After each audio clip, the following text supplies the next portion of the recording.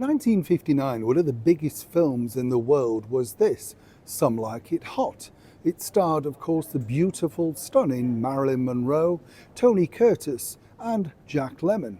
And as many people know who watch the show on a regular basis, I was lucky enough to meet that director of this wonderful film and a director of many other stunning Hollywood classics. Of course, we're talking about the brilliant Billy Wilder. But did you know this that followed on in 1961? As ever, let me explain. Morning, good to see you, chums. Thank you so much for joining me in the rain today outside 10 Downing Street. It is lovely to have your company. Welcome, one and all.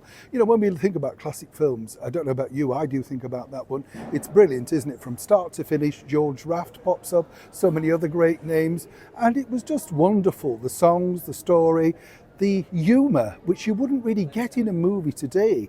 And I remember, as many of you know, interviewing Tony Curtis, and he said this was seen as very, very risky because although people had been in drag before on film, like Cary Grant and stuff like that, it never really sort of been taken for that length of time. You know, here you've got two macho guys, as it were, virtually 90% of the time in drag in a movie playing opposite Marilyn Monroe.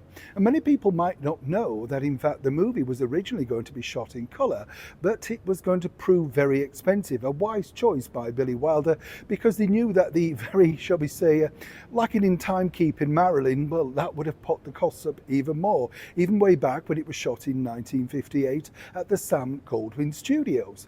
But you see, what you don't know, and this is the beauty about this sort of job, when you interview people and you look back at the videos many years later and you think, wow, I'd forgotten that little piece of a gem. I've been lucky enough to meet Jack Lemmon. I met him outside the Theatre Royal Haymarket when he was over here appearing in a stage, a West End play. Just bumped into him. This is, of course, pre-camera, so it's annoying, isn't it, when you meet them, you sit down for nearly an hour and you don't really have a record of that, simply because, you know, that's the time we're living in. Tony Curtis, met him many times, spent many hours with him, a lot of fun, and of course, wonderful, wonderful stories about the golden age of Hollywood, Universal Studios, and of course, exactly what went on behind the scenes. For my generation, I remember watching the repeats in the 80s of The Persuaders, a brilliant Lou Grade produced TV series starring alongside the equally talented and exceptionally debonair Sir Roger Moore.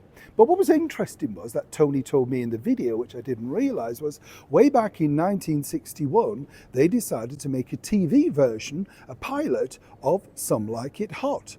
And the idea really was to take the story a little bit further.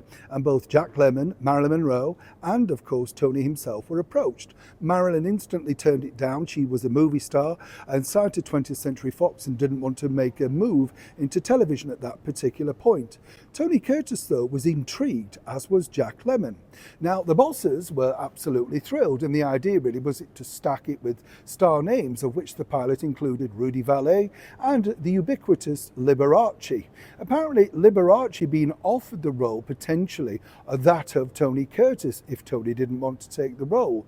But even he felt that that was pushing it a little bit too far, spending time on screen in drag. You get the picture.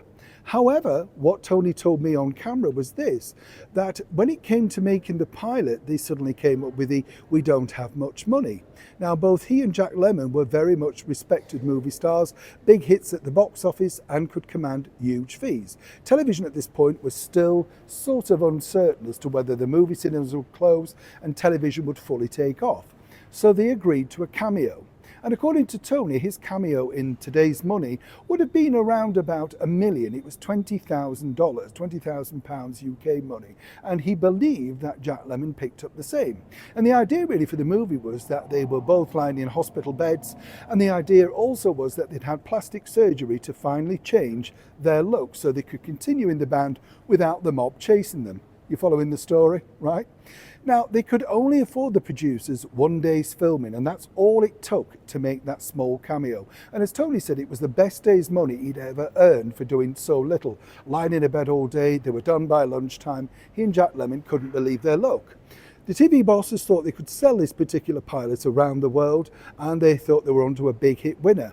Remember, they'd also got the characters and the name and the titles and everything else for a fraction from Billy Wilder, who was also intrigued about moving into the world of television. However, bosses decided around the world that without the pulling power of Marilyn Monroe, Billy Wilder, Tony Curtis and Jack Lemmon, it was simply something of a dud, even though it had big star names at the time, including Vic Damone.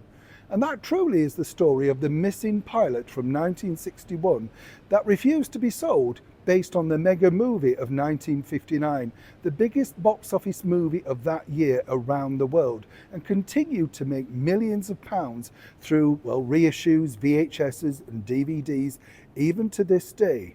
Now, you didn't know that, did you? Neil Shaw, 10 Downing Street, London.